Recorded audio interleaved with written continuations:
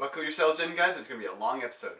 Today on Reflections, we tackle the concept of prophecy. Let's go.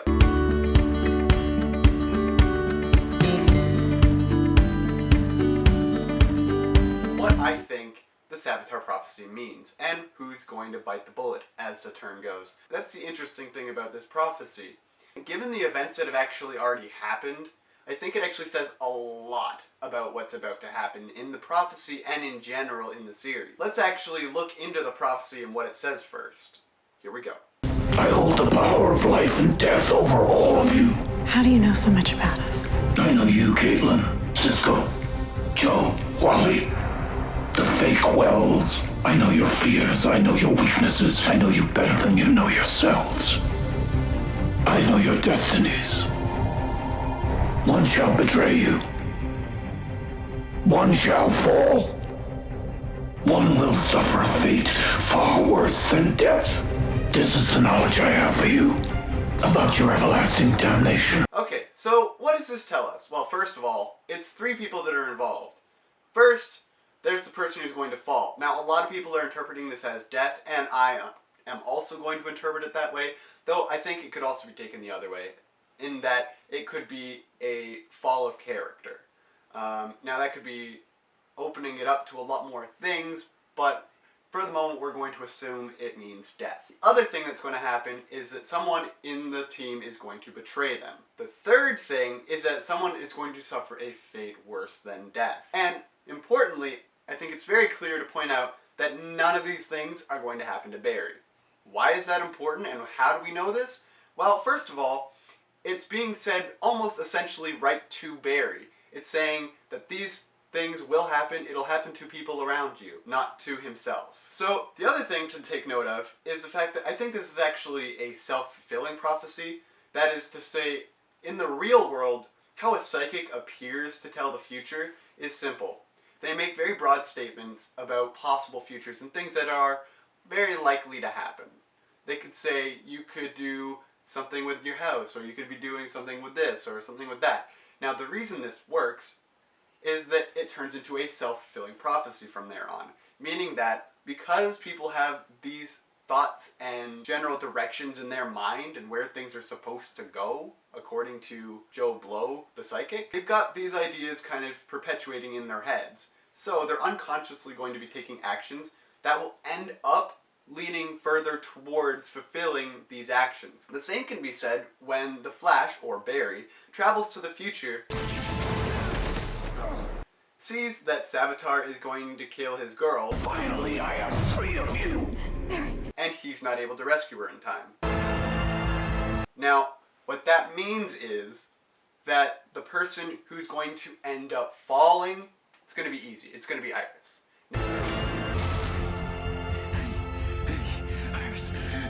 The crazy thing is, a lot of people are saying, oh, well, it can't be Iris. She's so integral to the show. And I think there's probably going to be some sort of weird cop-out as to how they get out of that. But I do think it is very significant for Iris to actually be taken out in a kind of cruel twist of fate. All the things that they've been doing don't end up actually changing the reality that Iris does in fact die.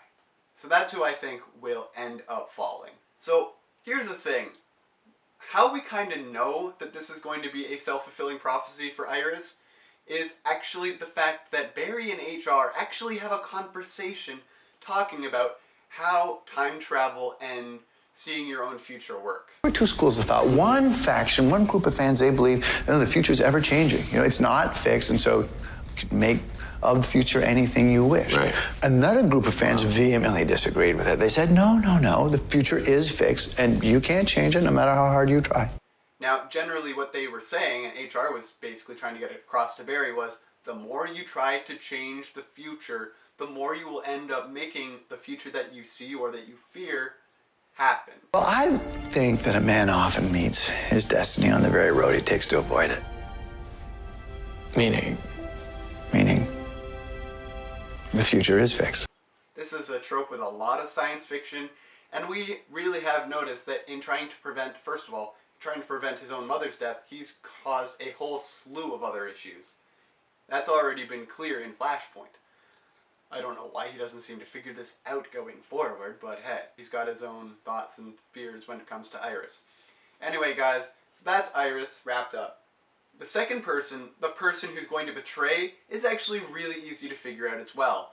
Based on this same pattern of events, things that have happened that are kind of being very clearly shown to be highly relevant in the series this season, I think that Caitlin is going to be the betrayer.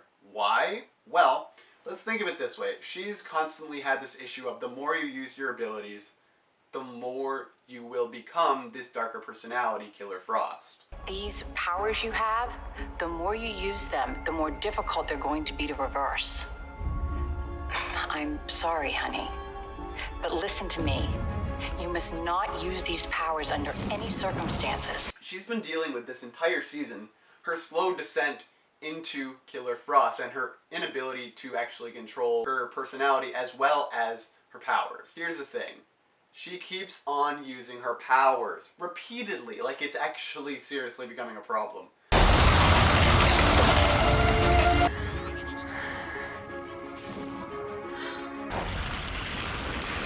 The cold.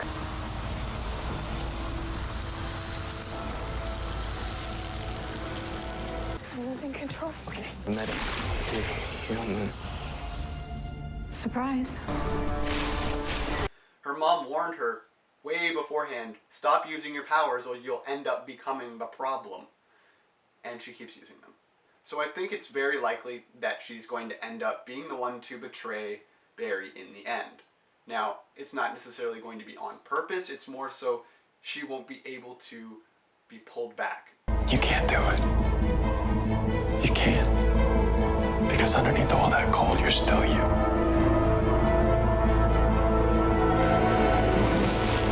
Now, here's the thing. The third person, the person who's going through something worse than death, I think that's actually the hardest thing to predict out of everything that's happened. Now, the reason that is because I think that Joe West would be going through a whole lot with his daughter having died, but I think that in order to show strength to Wally and to maintain the composure, I think that he'd actually have to find in himself the strength to go on despite the sadness. Now, I don't actually think it's Wally that is going to be going through something worse than death. I think it's actually Cisco. And the reason for this is actually pretty clear. If you see the way that Cisco dealt with his brother dying, he actually went into this huge depressive slump for a long time. Months, actually. And when he found out that Barry was partially responsible, he held a grudge for several episodes, which can be kind of understood to be a fair bit of time. When these two other prophecies come true, that being that Barry's girlfriend essentially is killed, Iris, his best friend outside of Barry ends up going crazy, goes AWOL, becomes Killer Frost. I think that will cause him to essentially have no one he can talk to because Barry is going to be busy grieving over his girlfriend and the fact that she's no longer with him. And this is the third person he's lost to a speedster. Like, seriously, what the hell? Has anyone else noticed this? He doesn't have Barry to talk to, who's his best friend, and now the person he would normally go to as well, Caitlin, has completely succumbed to her Killer Frost personality and is completely out of commission from being someone he can cry to, a shoulder that he can have to talk to and rely on. Now, he has essentially lost his two main friends, the people that he's had since the Flash became a thing. So he's had the most chemistry with Caitlin and Barry, and those two people are gone now. They're essentially dealing with their own issues, whether it be the fact that Killer Frost has gone crazy, or the fact that Barry is essentially just consumed with grief. So what is he going to do? Well, he doesn't really have nearly as many people that he can be as deep and forward with his emotions. So he's going to be going through holding those emotions in despite basically wanting to scream and cry, because that's exactly what he went through when Dante died. And essentially Caitlin dies and the Flash, or Barry, ends up being super distant so that Cisco can't put any of his worries onto Barry for feel of guilt. Now, the reason I think that Cisco's actually going to be dealing with this is he's going to be dealing with a whole lot of survivor guilt. It showed up with Dante when he didn't think that he would be okay. It showed up actually when Dante and him were being kept by the Cold Gang, or the Rogues, and it also shows up after Flashpoint and his brother is actually dead. He's got a ton of survivor guilt. And I think this would be amplified by the fact that he probably feels he should have been able to save Caitlin, and he should be able to help Barry and shield Barry from some of the grief.